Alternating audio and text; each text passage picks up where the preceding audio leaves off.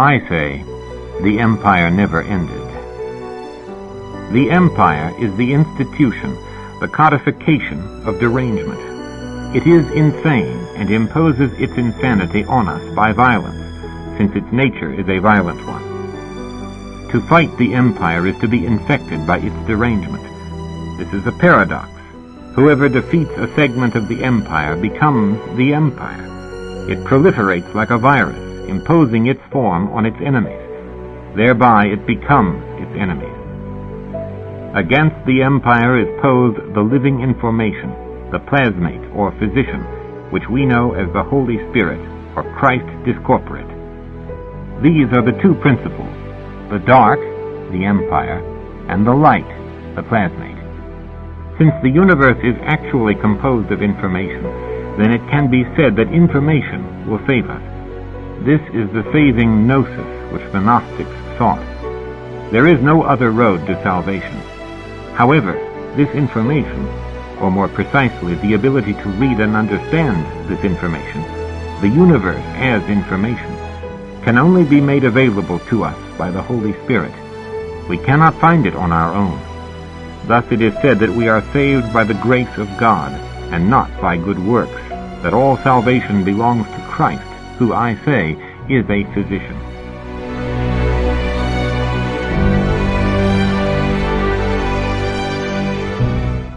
Interesting language you're using there, Phil. Viruses and physicians and healing and whatnot? And the plasmate? What's up, Phil? What's on your eternal prophetic mind? Viruses? And yes, the Empire is insane and has been recently imposing its insanity on us more than ever. I mean, if anybody would just open their third eye a bit more, they would see how deranged the Empire is by its headassery discussions and retarded actions. And if one opens their third eye even more, they would see we've been placed in both mental and physical prisons for a while. How our psyches have been brutalized with fear and uncertainty, manufacturing egregores of isolation that will eventually doom entire societies. Reminds me of this quote by William Burroughs. The rulers of this most insecure of all worlds are rulers by accident. Inept, frightened pilots at the controls of a vast machine they cannot understand, calling in experts to tell them which buttons to push. If more of our so-called leaders would walk the same streets as the people who voted them in, live in the same buildings, eat the same food instead of hiding behind glass and steel and bodyguards, maybe we'd get better leadership and a little more concern for the future.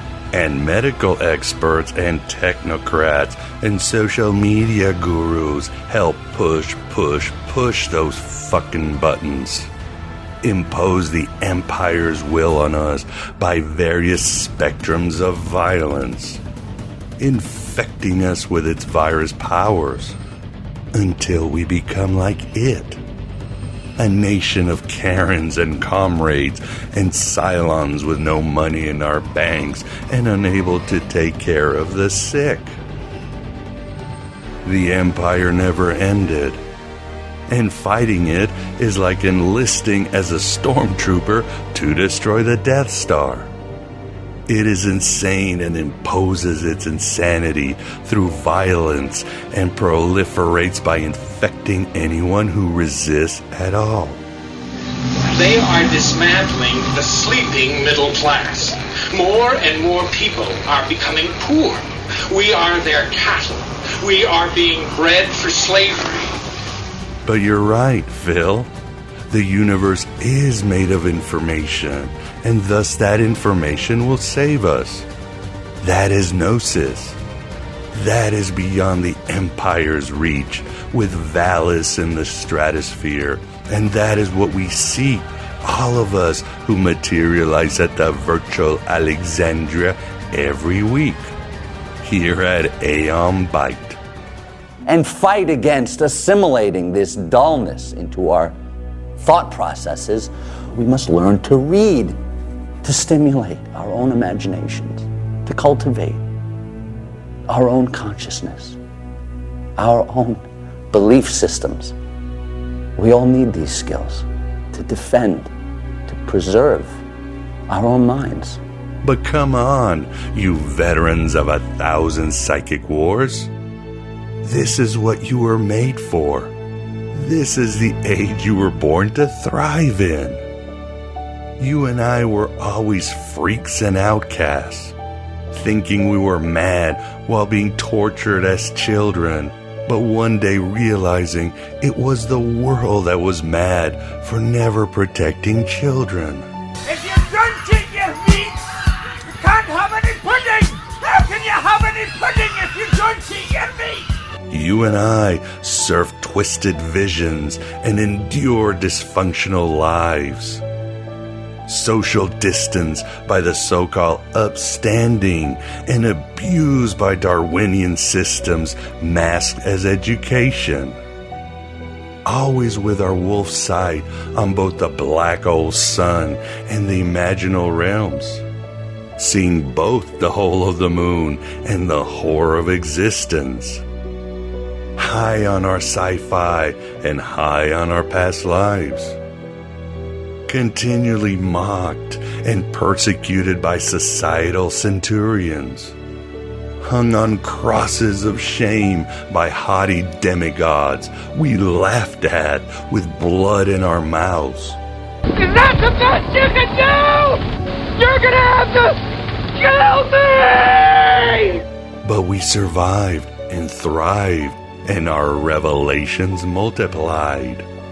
We created inner worlds of wonder and saw the outer world as a virus-plagued kingdom.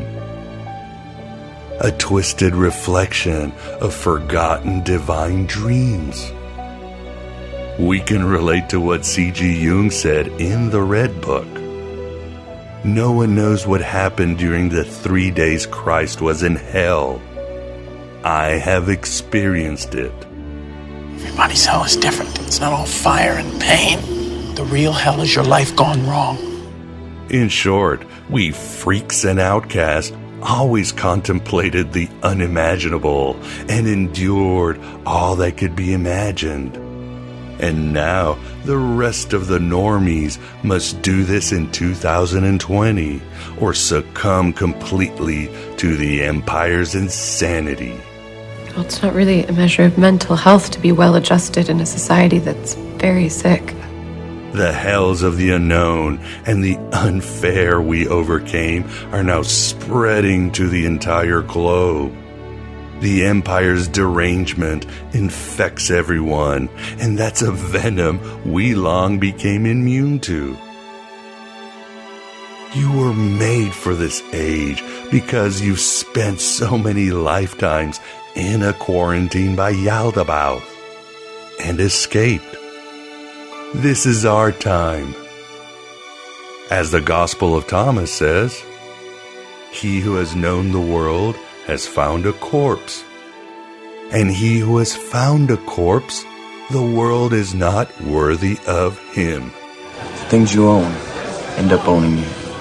Train yourself to let go of everything you fear to lose. You and I were made to navigate the delirium and despair and illusions of a crumbling civilization. Not just navigate, but thrive, thrive, thrive. Find our bliss in seclusion and express our will to power to those around us falling asleep. The Archons and normies called us freaks and outcasts, Phil. Now we're the physicians of a sick universe, the only ones who can decipher this universe made of information. So stay awake, but dream big. And as Beth Martin said in a recent interview, when you're a slave to your purpose, you're no longer a slave to the system. And as I say, Write your own gospel, live your own myth. What is the truth? We place faith in ourselves. We see the world the way it really is, and hope that one day all mankind might see the same. What is the world, then? An illusion. One which we can either submit to, as most do, or transcend. What is it to transcend? To recognize nothing is true and everything is permitted. We were made for this, we freaks and outcasts. And we all know that one of the ways to gain salvific gnosis is through myth, magic, and meaning. Knowing we're never alone in our path because it's a busy universe out there full of cosmic narratives and spirits that can help us. For this, we are joined at the virtual Alexandria by Aaman Lamba and Arundell Overman to discuss their new book, the complete illustrated Grand Grimoire, or the Red Dragon, interlinear edition, French to English. So excited to host these brilliant and mystic heretics. And yes, this ain't your grandma's summoning of angels and demons. As you shall see, spirit work is a necessary part of our arsenal in the war against reality. Well, I've wrestled with reality for 35 years, Doctor, and I'm happy to state I finally won out over it. You've got this. You were made for this, you freaks and outcasts. Because you always saw the world as it really was, and you always knew in your heart you were so full of so much magic, that plasmate, even as they hated you for it. This interview will get you closer, I assure you, just as Aeon Bot gets you closer every week. You've got this, trust me, you were made for this. It's been a brilliant journey of self-awakening. Now you've simply got to ask yourself this. What is happiness to you? I always like what Shem's Freelander said in his book. When you hear hoofbeats, think of a zebra. The Sufi master said that to truly be happy and gripped with ecstasy, tell yourself these two things every day as you wake up. Today I'm going to die, and there is no God but God.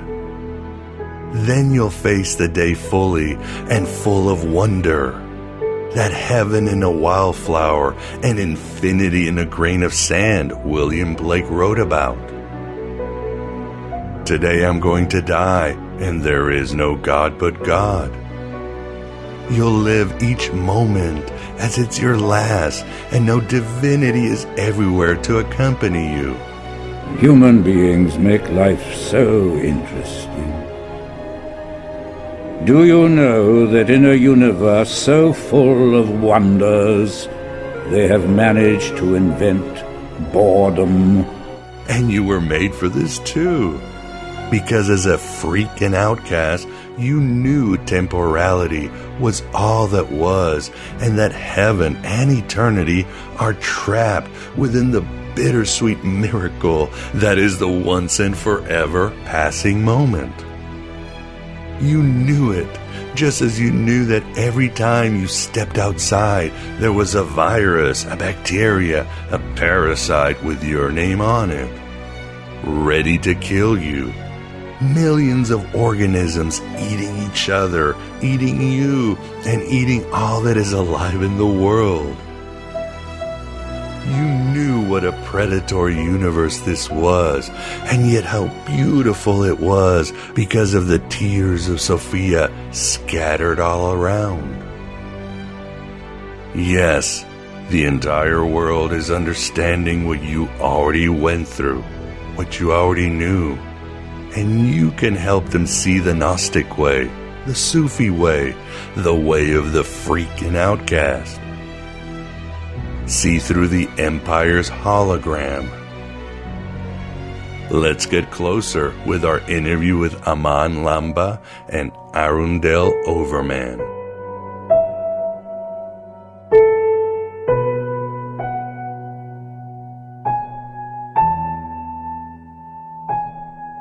This is the Aeon Byte interview, and with us we have the pleasure of being joined by Aaman Lamba and Arundell Overman, the translator and editors of the complete illustrated Grand Grimoire, or the Red Dragon, interlinear edition. Aaman and Arundell, thank you very much for coming on Aeon Byte. How are you doing? Pretty good. Thank you. Thank you, Miguel. It's an honor to be speaking with you and Vance. Been a big fan for many years, so really excited about this. Very excited too. I enjoyed the book very much. A lot of insights, and of course, Aaman, you and I follow each other all over the internet, so we're always exchanging heresies and blasphemies and whatever's going on. So it's always a lot of fun to run into you here and there. Great journey, and it's of course an honor to finally have you on the show. And always an honor to have on the show is the Moondog Vance. How you doing? I'm okay. Ready for a magical show here. So, indeed, and yes, we are of course doing this interview in the middle of the coronavirus pandemic. Who knows how things will be when this show comes out? I don't even want to say the date, but as I say in my introductions, the game is still the same. Through pandemics or no pandemics, we must create magic. We must go inward. We must use our imagination, and everything's going to be all right. So just thought I'd say that. Of course, if anybody wants to give their thoughts on this, please let me know. But first, a little about in the beginning. Aaman, like I said, you and I, you're part of the inner sanctum of Gnosis. We see each other on other channels. I love the stuff you share. You have such a wide scope of your interests and a deep knowledge of all these, whether it's cultural, occult, and so forth. So I guess my question is a short one, is how did you turn into such a heretic? Well, my journey has followed many paths. I would say I've always loved knowledge. I mean, I truly believe that I was born in this world to kind of discover and share information. I have the moniker Frater Pons Edificator, which fundamentally means brother bridge builder. I see myself as building bridges between people and worlds. And coming from an Indian background, stuff like magic and philosophy isn't actually outside the realm. I mean, there isn't really an outside, so to speak. Everything is a vast continuum that one can kind of fit many worlds into. And so having that, and having had the fortunate opportunity to learn from many wonderful people. I was reading very young and almost continued reading all through. So the vast consumption, and then somewhat of an articulation. I loved all forms of philosophy, and as they go, learning the nature of philosophy, logic, and the other virtues of the intellectual arts, and then translating that to making that a continuum of sharing. Whatever I kind of learn, I like to share it. And so that was where I kind of began. Now it became more formal in terms of pursuing various paths maybe when I was in my teens. I remember getting a copy from somewhere of the book of ceremonial magic, and trying a few things out in there. I remember some wild winds were raised. I'm not sure if it was me or just something wild, but following that, I think I started voraciously kind of connecting the dots, as it were. And if I look at where it's led me, I'd say it's all fitted together in some way, right? This particular book, we'll come to in a bit, and I think Arundell, I'm sure you'll be able to share how we arrived at choosing this book as our collaborative project. But I believe magic or mysticism in general isn't unusual or out of the ordinary. As our friend Gordon White says, the beauty of it is indeed that it's irrational, and Yes. that's what gives us value out of this. So I guess many paths leading to many mountains, as it were. So here we are. Awesome. Well said. And what about you, Arundell? Have you always been a seeker, or how did your journey take you into the more heterodox paths? Well, about 25 years ago, I met the spirit Asmodee face to face because he came out of a copy of the Goetia that I had bought and ordered in the mail. And I was alone in my house one day, and the book was just there in front of me, and I hadn't had a chance to read it yet. And I saw a cloud of red energy come out of the book, and then I heard a voice that said, "Stand back in the room and I will manifest before you." So I stood back in the room, and the cloud exploded, and there he was. And he was riding on a dragon, and he had 3 heads. One was a man, and one was a ram, and one was a bull. And he said to me, "Pick up the book." And I picked up the book, and I couldn't take my eyes off of him. And he said, "Open the book." And I opened the book, and I was still just staring at him dumbfoundedly, and I could see every little part of him. I could see his individual teeth in his mouth, and I could see the individual hairs in his head. And the dragon that he was riding on looked me in the eye, and he said, "Open the book." And I opened it, and I was staring at him. He said, "Look down." And I looked down, and it said, "The 32nd spirit is Asmodee, and he has this form. He's got 3 heads. One's a ram, one's a man, one's a bull, and he's riding on a dragon." And in that moment, I knew that what I was looking at in front of me was what was being described in that book. And I knew that one of the spirits of that book had come out of it and manifested right in front of me. So that changed my life, and it put me on the road of the Grimoires permanently. And it took me some time to get into the Grand Grimoire. I thought it was a little bit scarier than the Goetia. I was kind of comfortable with the Goetia at that time, you know. But yeah, so that's why I started getting into all the Grimoires, because I wanted to know more about who Asmodee was and why he'd come out of this book, and what all of the others, you know, in that group of spirits were. Awesome. So you think Asmodee is, do you still know why he chose you, appear to you? Did he want you to just follow a magical path, or what do you think his the thrust of him appearing to you was? Well, that's a big question, and I wouldn't say that any of us have a full. What's that? What's that? Yeah, I heard somebody, but then the voice disappeared. Oh, yeah. I was just saying that that's a big question, and I think it's really beyond a single human's understanding to fully understand what these spirits are and what their motivations are. One of the things that I've found that's really fascinating is that Asmodee comes from the Persian. He's an ancient Zoroastrian demon. And the Zoroastrians borrowed several of the demons in their hierarchy directly from Hindu gods. So these demons didn't just appear out of nowhere.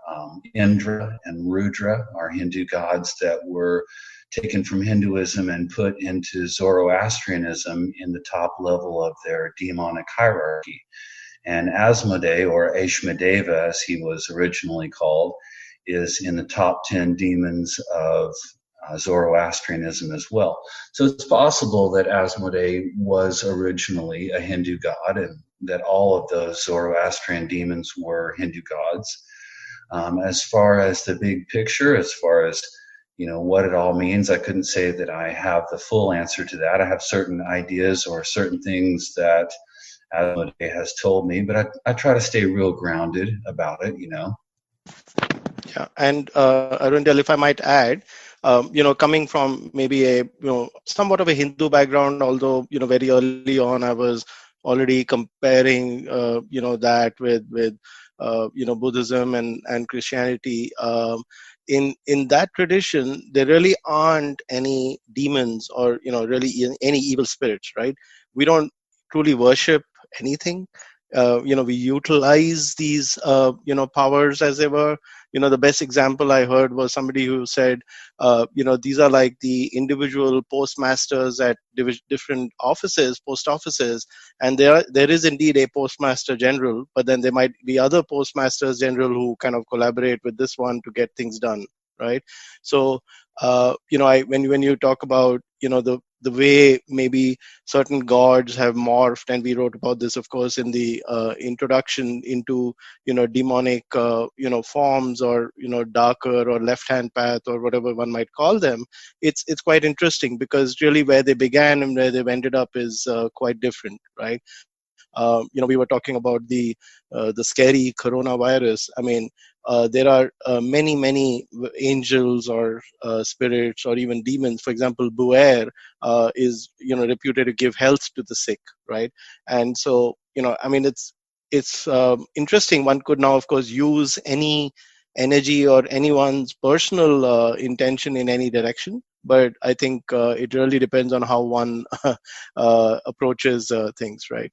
Yeah, I think that's a very important point you're making, Aaman, because obviously these deities or spirits or cosmic energies, they sort of they evolve, they migrate. In one period they're good, and another one they're demons. So yeah, it's really about a point of perspective. Even the word daemon used to be positive in ancient times with the Gnostics and Socrates, and then that switch. So somebody like Asmodeus is probably going through a lot of reboots.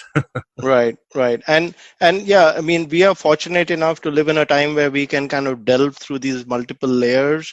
All the fantastic authors, whether it's Stephen Skinner, Jake Stratton-Kent, Gordon White, have shown us, right, that these layers, it's so hard to decouple source from the next stage, and we are really reinterpreting them as we go. So I think it's very it's minimizing their potential if we kind of call them either gods or demons or what have you. Arundell, would you agree? Well, a lot of these spirits were originally gods, and then over time they became demons. I mean, if you look at Beelzebub, who's one of the main demons in the Grand Grimoire, he is mentioned in the Old Testament of the Bible as the god of Ekron. And by the time we reach the New Testament, he is described as the prince of demons. And Astaroth, another one of the spirits in the Grand Grimoire, is mentioned in the Bible as the goddess Astarte. So we can trace a lot of these different demons directly back to old gods. And for me, I worship the demons as old gods, whereas a lot of people take the frame of reference that they want to try to bind these spirits with the names of God and the angels. And I took that perspective myself. I worked the Lesser Key of Solomon in a traditional manner for 20 years, whereas at this point in my life, I've finally come around to, I guess you could say, fully rejecting Christianity and embracing the pagan origins of these spirits. Interesting. I guess this bears the question, because in the Grand Grimoire, as you guys write, and of course beyond that in the world of magic, these old gods who have become demons or angels, they've been organized in a very strict hierarchy. It's a big bureaucracy. Obviously, as Karen King has written, the idea of in the Western dispensation of heaven and hell being structured, where somebody does this, somebody does that. You can really first find it in the secret book of John with the Gnostics, if it's first or early second century. Then later on with the Christian Neoplatonists, these hierarchies happen. So the question I have for whoever wants to answer it, or both, is when did this sort of a very formal and descriptive hierarchy of this demon here, this demon there, really, when did it come about, or when did it evolve? How did it evolve? Sure. Arundell, would you like to take that first? I'll add something. Yeah, please. I would say that it really began in Persia. And if you study Zoroastrianism, you'll find that so many of the attributes that we have for the devil and Satan in Christianity are really borrowed from Ahriman, who was the archdevil of Persian Zoroastrianism. And Ahriman began to be the ruler of the hell, or the underworld, which was a place of darkness, and he was the one that led the other devas, or false gods, or wrong gods, as they call them, to into darkness. And it's amazing how much the model of Christianity was based off of Zoroastrianism, even down to things like waiting for the coming of a Messiah and the 7 holy angels around the throne of God. These parallel what they call the Amesha Spentas in Zoroastrianism. So, and you'll see long lists of demons, and those demons paralleled by certain angelic creatures who were thought to control over them. And Zoroastrianism begins about the time of Solomon, about 3,000 years ago. And by the time of 2,000 years ago, where we have the Testament of Solomon, which was probably the most important of the early precursors of what the grimoires, like the Lesser Key of Solomon, the Grand Grimoire, what these books were going to be, was sort of foreshadowed by the Testament of Solomon. And you have a lot of demons like Asmodee and Beelzebub, and then they are countered or frustrated by various angels. And this is really lifted extremely heavily from Zoroastrianism. So I would say that's where it all began, really. Right. You're absolutely right, Arundell. Although I want to, maybe tie this to, even in Zoroastrianism, there was this constant conflict between a kind of monotheism and a strict dualism. And, it was a developing concept at that point, of course, the monotheistic tendency coexisting with the strong dualism, right? And for that matter, even right then, there was a lot of heterogeneity. And then when it moved into India, there was they really allowed for, I believe about 27 different schools of thought. Now, I personally believe humans by their very nature look for a sense of structure, hierarchy. Maybe it's the archonic model that we all believe is the way the world is or must be or should be. And so therefore we look for those, ontological structures that let us, believe we are able to kind of work with them. And really maybe, as we know in typically in Solomonic magic, the role or the intention of the magician is to elevate themselves to operate at a level at least on par with any spirit they are working with. So, claim authority from the higher levels down, right? So the Agrippa type hierarchies are what are used. Now, that is still, we're still playing a role, as it were, right?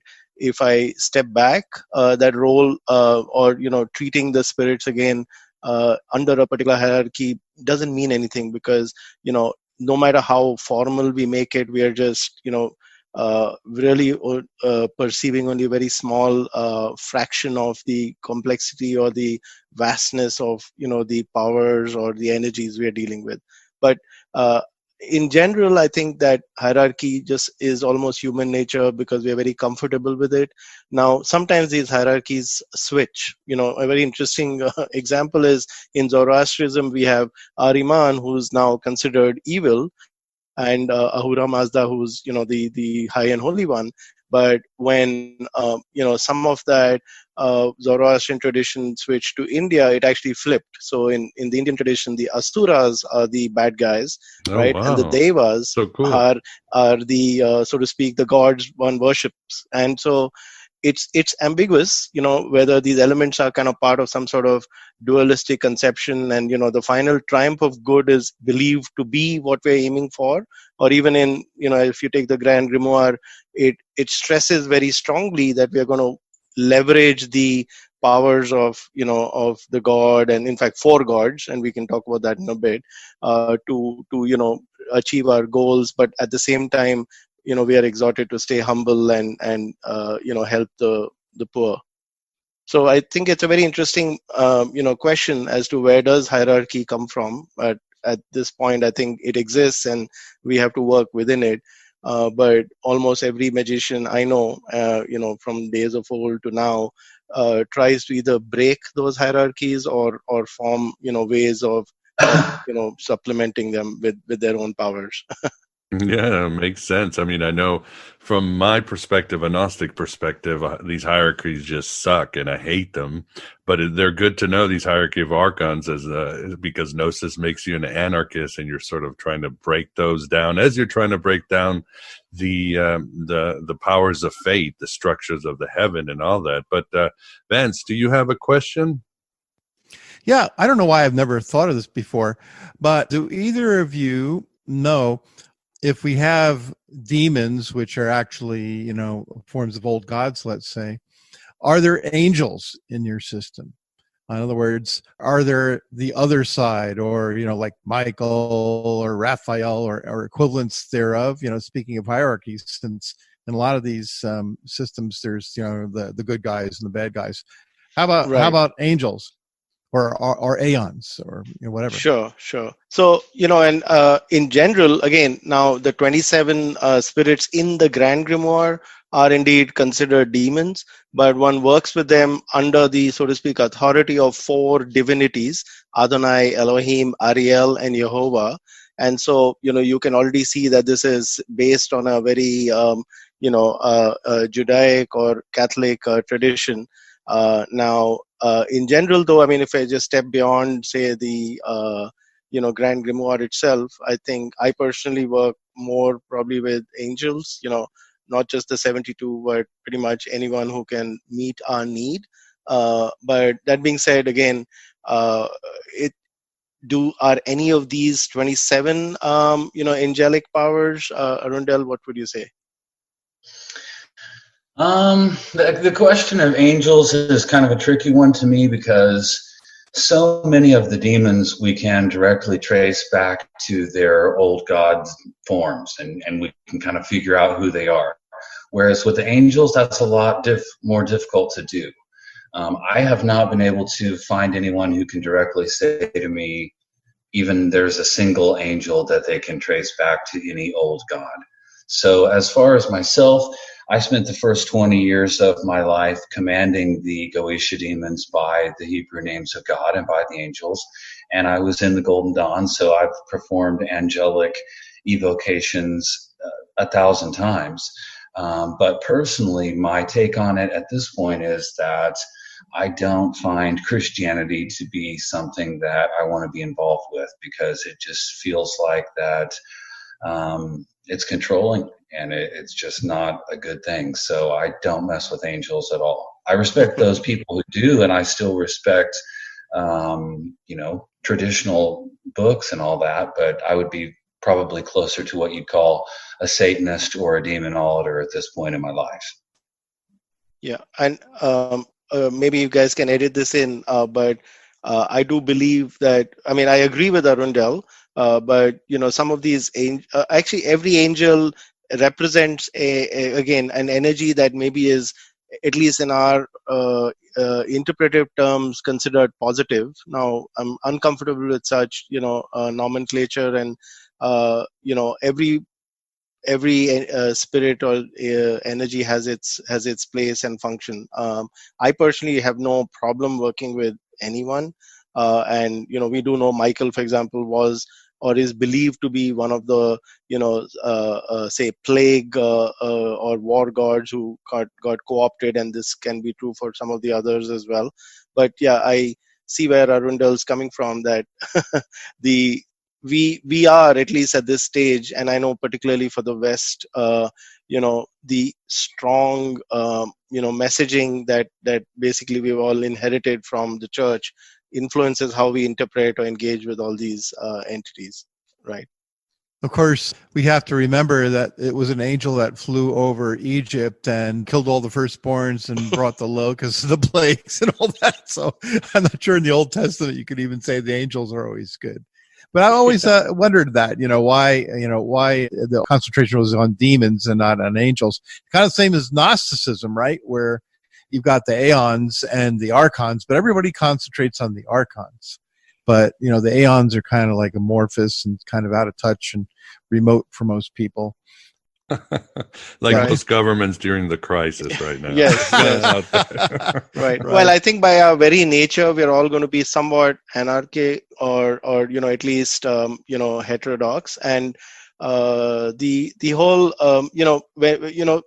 here's what's interesting. If we get what we're looking for, and as they say, angels work only to our better interests, so we might ask for things and not get them, whereas again, just I dislike such nomenclature, but demons will do whatever we ask of them, and so people who are typically the oppressed or suppressed look for ways out of those constraints, and so which is where they reach out to whatever they can. I actually personally like the concept that you find in Bali, or in Bali Hinduism, which is that there are two forms of worship or belief: Sekala and Niskala, the overt and the covert, or the visible and the invisible.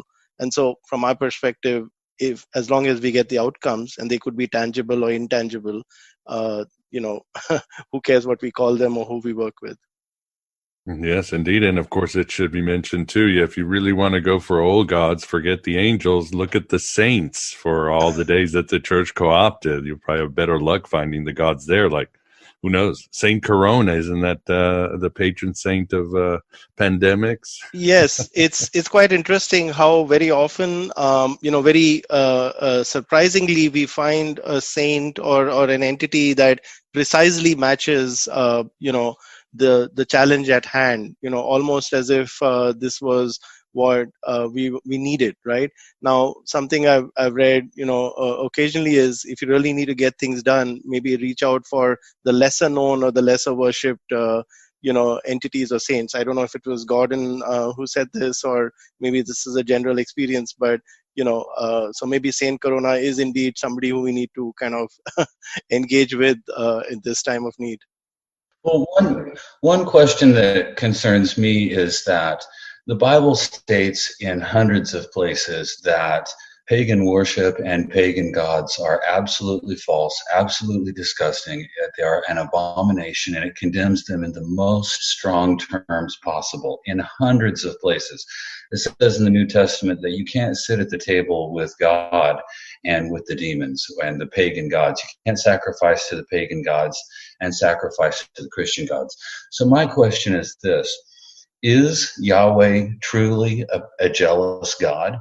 Or is that something that was written by his followers in a more political situation, because the priests of Yahweh wanted to control all of the tithes of the nation of Israel and that sort of thing? So I'm saying, is Yahweh really jealous? Is he truly against goddesses like, for instance, Kali, or a god like Shiva?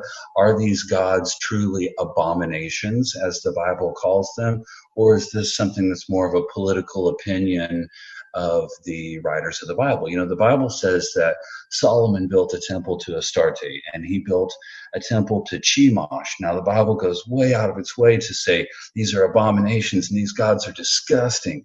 So my question is, does Yahweh really think these gods are disgusting? And religion or belief, right? Solomon, was considered one of the most powerful or holy, kings, but at the same time, he worked with, so to speak, the demons. He worshipped Astarte, and all in all scenarios, the priests tend to co-opt the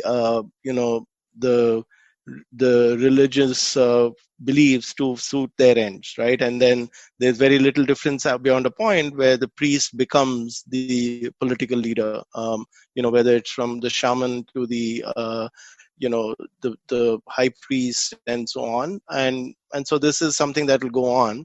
Now, whether Yahweh was a jealous God, well, it's written he was, so therefore we have in effect conferred that ability or power on that particular entity. It's again very hard to determine whether he was or he was believed to be. Arundell? Well, it would seem that if you were to contact a saint, and that saint during its life hated paganism, that saint is not really going to want to work with you if you're a paganism. I mean, my question is there a dividing line between paganism and between Christianity? Is it really true, as the Bible says, that you can't sit at Yahweh's table and at the pagan table at the same time. You see what I'm getting at? And these angels, do they work for Yahweh? Are they emanations of him or aspects of him? And if so, do they also hate paganism?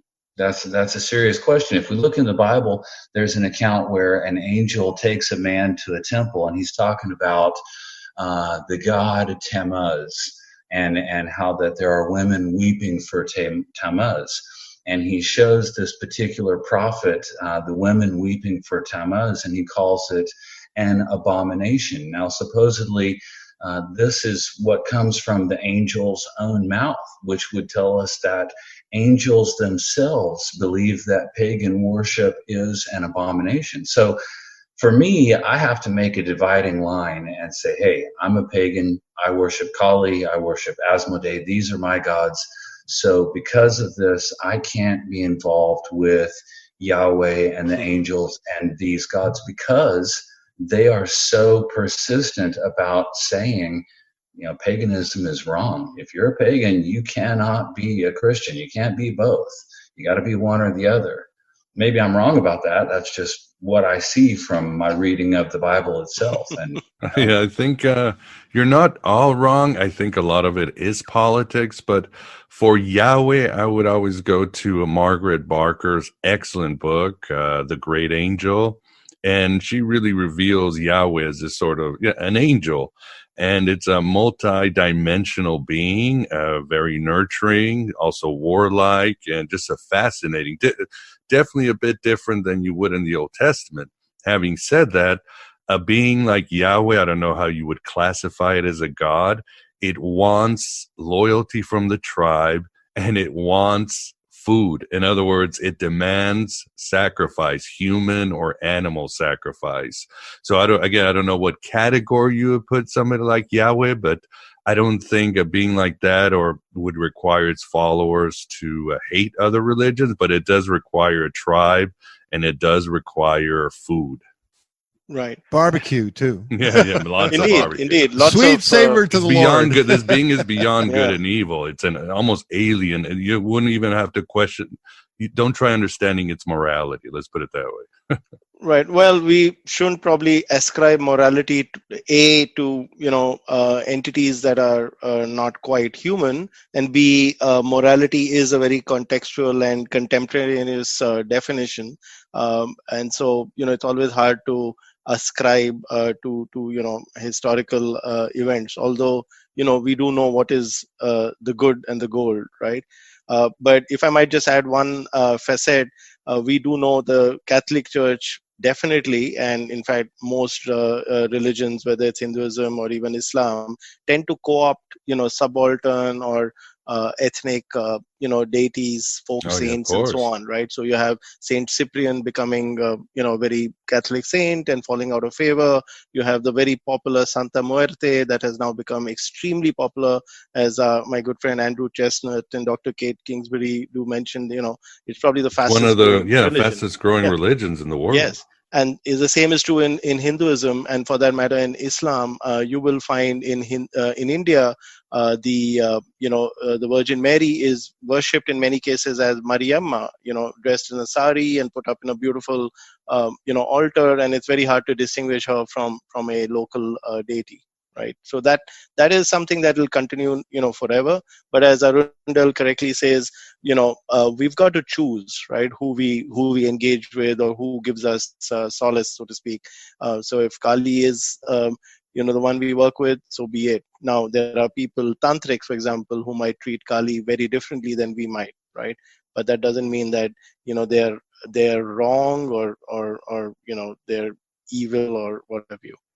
Yeah, and there's a lot of people who have a very different experience than mine. I grew up in what was real similar to Seventh-day Adventist Protestantism, and I know that that's very different than Catholicism. And Catholicism is much more pagan, and even beyond that, people approach deities in a different way. I've got a sorcerer who's a friend of mine in Jamaica, and they use Jesus to curse people to death, which is something that I couldn't even imagine or would be considered the ultimate heresy in my Protestant upbringing. So, I'm just stating that my particular take on things is that I feel like that I have to keep it separate, and since that I consider these beings my gods, I don't mess with angels or Yahweh, but at the same time, I have respect for people that do. I'm not condemning anyone.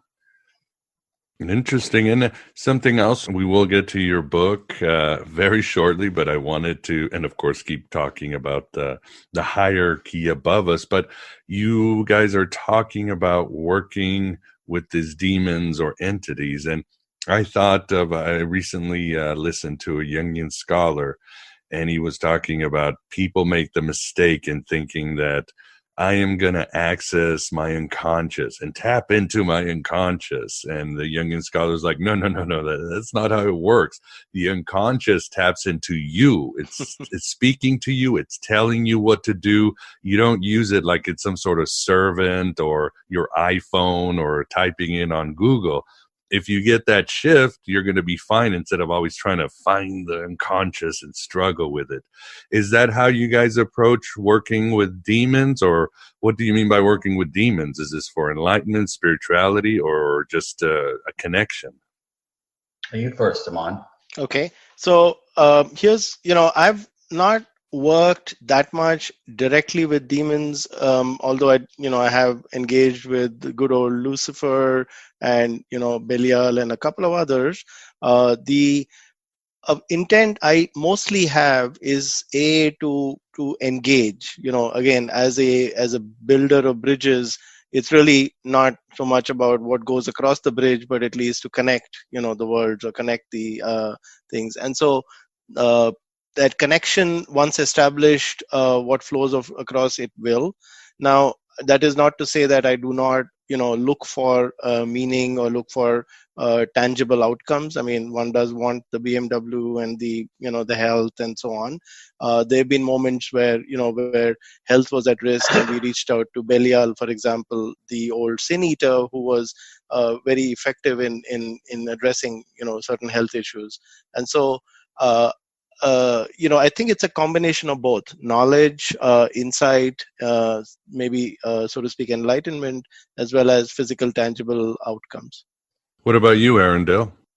Well, if I understand your question correctly, you may have been referring to something that people often call the psychological model of magic, which basically states that these spirits are portions of the human brain. No. I was just saying, I feel that the unconscious from a Jungian term is the same as the gods or magic or the all. I think, I don't feel that these are, but there is a parallel as above, so below. But I was wondering why do you work with these demons?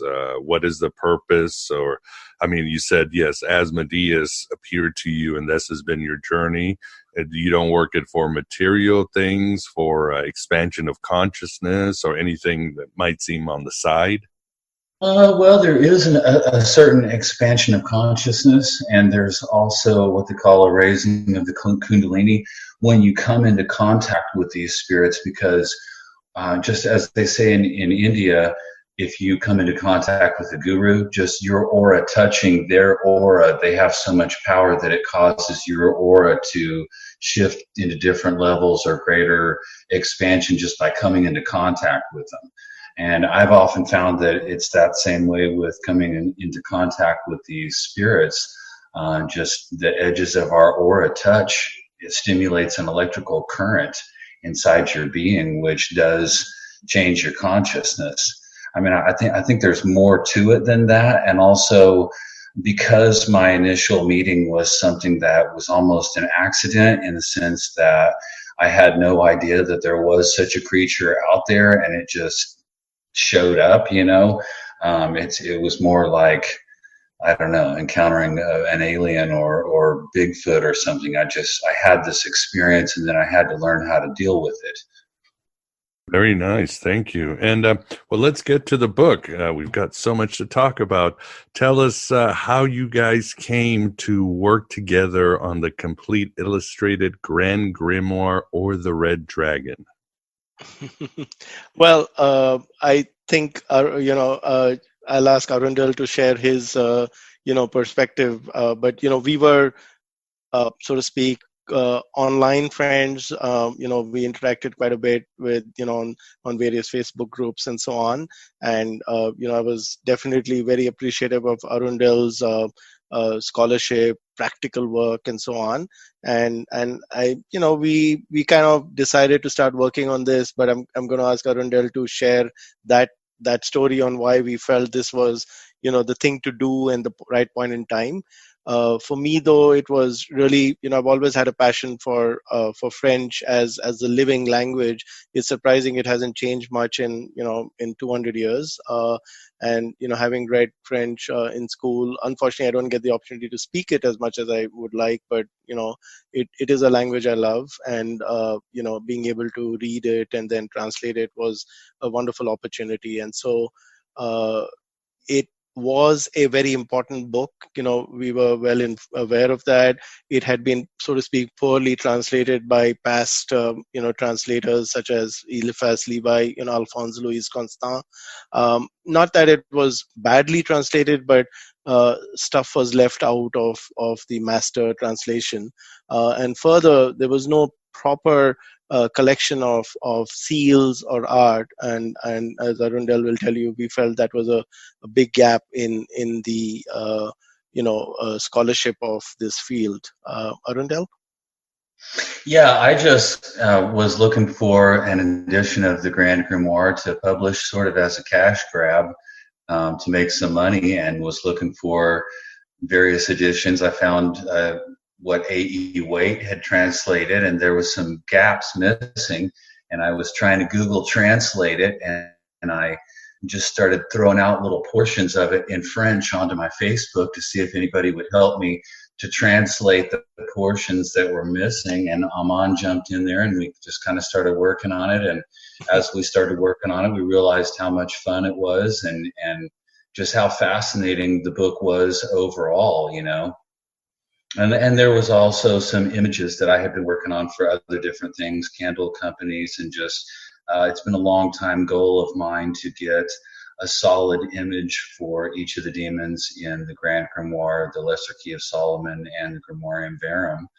And so, and also Aaman found a work that was pretty much, I think it was a college essay on the Grand Grimoire, and it was in French. And then he passed that to me, and I couldn't read it, but I put it through Google Translate, and I could read enough of it to where it sort of gave me the hints and other things to figure out. And we kind of passed that back and forth several times and added little bits of knowledge to it, and eventually worked it out into the book we've got today. Yep. And if I might add, thank you, Arundell. I mean, it's been great fun working through this, finding snippets in various editions, and as our kind forward author Bal Kedmon, who's a fabulous linguist and occultist, mentions, he encountered the Grand Grimoire numerous times in his journey, and it claims to be written by King Solomon, which we know of course wasn't the case, but he himself felt there was really absolute dead ends on the content and the quality of the text, and what one might call major blinds. And so what we've tried to do is bring in as much as we can. I mean, I'm sure there's bits and pieces that we've still not found, but we've tried to bring it together and make it seamless by putting it in a what is called interlinear, although to be very precise, it's a parallel corpora edition. Is what we've tried to do is give that ability for the occultist or the academic to compare and read through the original text as well as the translation, right? We know it, as Arundell says, it borrows from other grimoires such as the Key of Solomon, the Ars Notoria. There's a very close correlation with the Key of Solomon and the spirits of the Grimoire Verum, and so bringing this together to what I would say is now the definitive translation edition is very, very essential.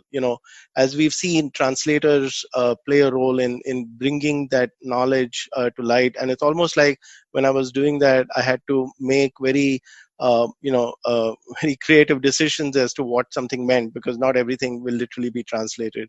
I would also actually want Arundell to talk about how we brought in the art for the book. And as you may have noted, we'll talk about this later. Right after it was published, people have already parodying it and writing novels featuring it, which when I found, the original manuscript of a contemporaneous novel called, Le Dragon Rouge, or the Red Dragon, I felt it had to be kind of bundled with this, important grimoire. So, but before we talk about that, Arundell, would you like to talk about how we kind of got the beautiful art together for the book? Well, yeah, I've been working on getting a solid illustration. The Infernal Dictionary, or the Dictionary Infernal, which was in 1863, was where a lot of these older demon illustrations come from, like Lucifer and Beelzebub and Astaroth. And then basically we just wanted to fill in the blanks. So I got a couple of artists from Finland who are working with me, and they just did a really great job, They did. It's a beautiful book, well put together. Yeah, the art is striking. Yeah, good job, guys. And I guess for the audience who might not know, what is a grimoire? Okay, Arundell. Yeah.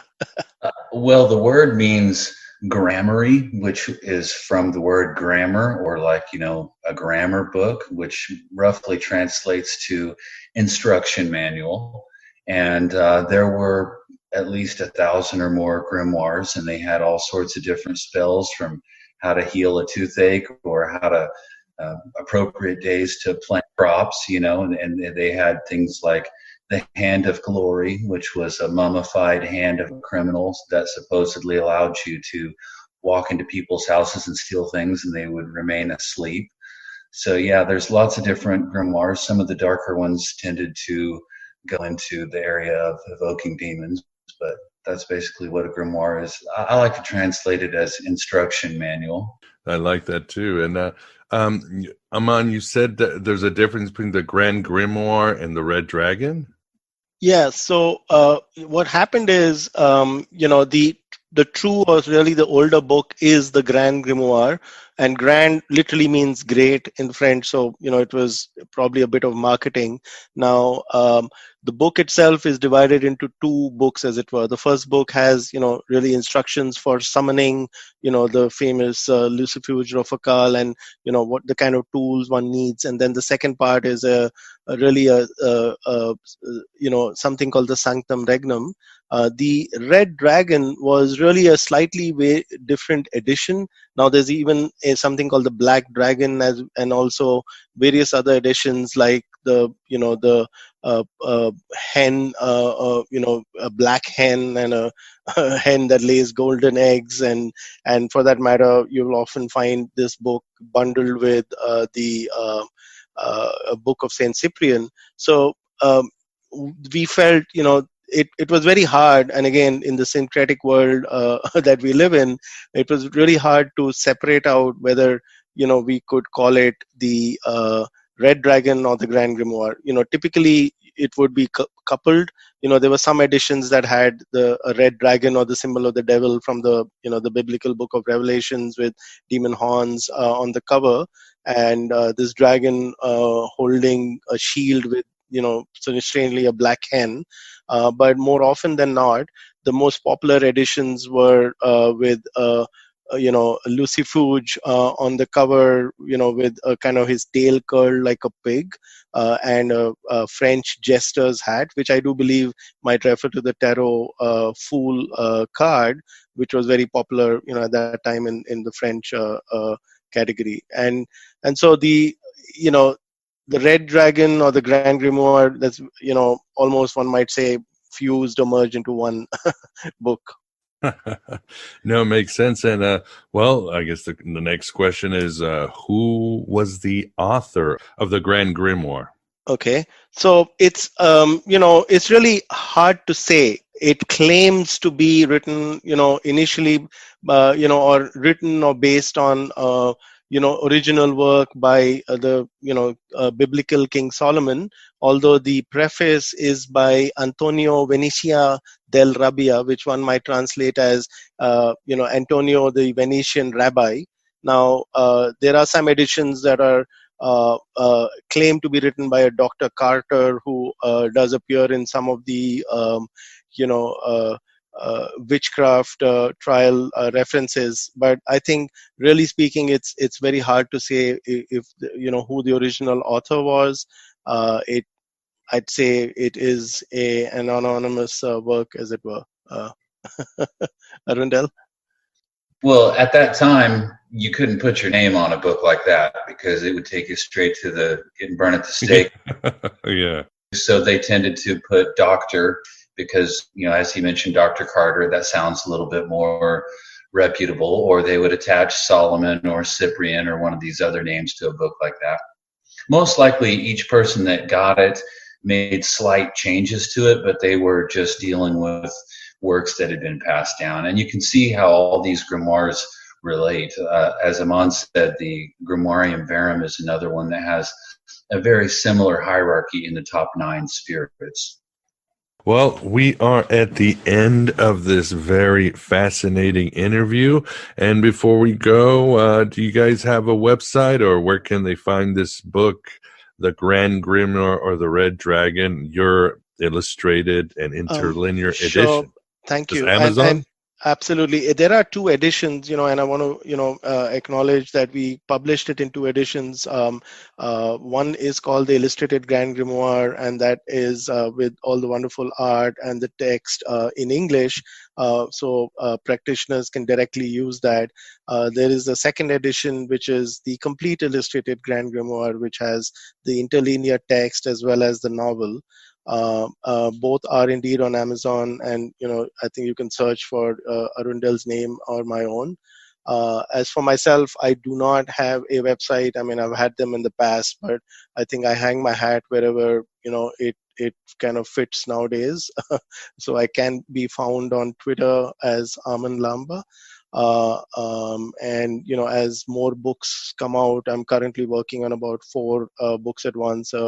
Wonderful, maybe 40-volume collection of fairy tales with my amazing artist, magic girl wife, Deepthi Lamba, as well as a collection of poetry, a collection of magical workings for solitary magicians, and a few other, interesting efforts. But so I'm pretty much all over the map in these interesting times. Arundell? Yeah, you can find us on Amazon. I'm working on another version right now of the Lesser Key of Solomon, which will be fully illustrated and similar to the edition of the Grand that we've put out. And Aaman and I have kind of tossed the idea around of getting deep into the Grimoire of Honorius, which is one of those grimoires that was supposedly written by a pope.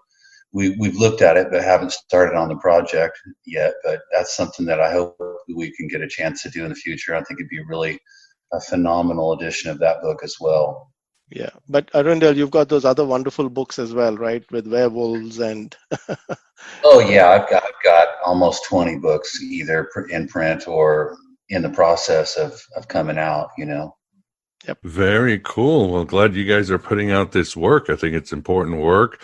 And these days where people need more choices and more answers out there in the spiritual world and certainly the inner world. So at the end, Vance, thanks for keeping us company. Oh, I learned a lot, and nice to hang out with you both here, both Aaman and Overman. Arundell. Yeah, thank you very much, guys. Yes. Yes, thank you. It was wonderful. It's been so good. Thank you both for your time. Oh, well, thank you very much, Aaman and Arundell, and hopefully we will have you on sooner rather than later. Thank you very much for coming on Aeon Byte Gnostic Radio. Excellent. Thank you so much. Have a great night. Good night. And there you have it, my beloved truth seekers. The first part of our interview with Aaman Lamba and Arundell Overman. So magical, but I hope you're realizing how magical you are. It's a busy universe out there, full of cosmic narratives and helpful spirits. In our second part, we really get into who exactly is the villain known as Lucy Fudge Raphael. Aaman and Arundell share about the other rituals and spells in the Grand Grimoire beyond calling on Mr. Raphael. This includes some startling necromancy spells. Our guest will tell us if it's necessary to give your soul to the devil in any ritual. Maybe it's just heaven's PR. Arundell will communicate some of his personal results from magic, including how he successfully became invisible. We'll discuss some history, including popes who practice black magic and whatnot. Aaman also discusses his views of Gnosticism in general, some that he shared in the Inner Sanctum of Gnosis Facebook group, and much, much more. Miss it not, and please become a member of Patreon at Patreon for this full heresy. It really helps grow this Red Pill cafeteria. Only $6.99 a lunar cycle, or whatever you want to pledge on Patreon. You won't find this Gnostic content or many of our guests anywhere in cyberspace or meat space. Damning your soul has never been this cheap, but you'll get your spirit back. Membership includes full access to the archives with more than 13 years of high-quality interviews. You'll also get an invitation to the Inner Sanctum of Gnosis Facebook group, where Aaman hangs out there a lot, and the Discord channel, and other bonuses. Just go to thegodabovegod.com or message me. Even support in the form of some shekels to PayPal or the US mail really, really helps. I also have an Amazon wish list because equipment just keeps getting old. Don't forget me books like Voices of Gnosticism or Other Voices of Gnosticism. The show has grown to the point advertisers want to appear, but they're rejected as I only work for you and only you. You can do so many wonders, I just know it. If you find that salvific information from the universe called Gnosis and work with those spirits. I hope I have been of some assistance. Thanks for being here.